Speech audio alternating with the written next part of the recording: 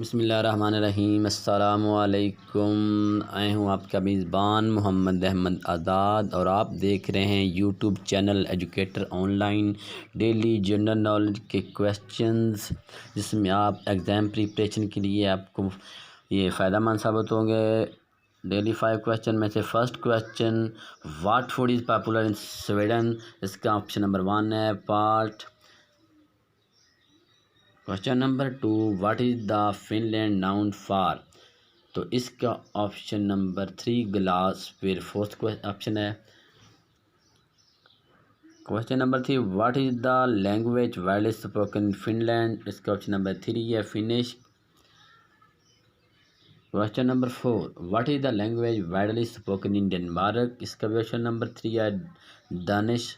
Last question पर जाने से पहले आपसे रिक्वेस्ट है कि please like the video and subscribe the channel. Last question है what food is popular in Denmark. तो इसका आंसर है पेस्ट्रीज। आज के क्वेश्चन अख्ताम पजीर हुए। तो मिलेंगे नेक्स्ट वीडियो के साथ, तब तक के लिए इजाज़त, अल्लाह हाफ़िज़।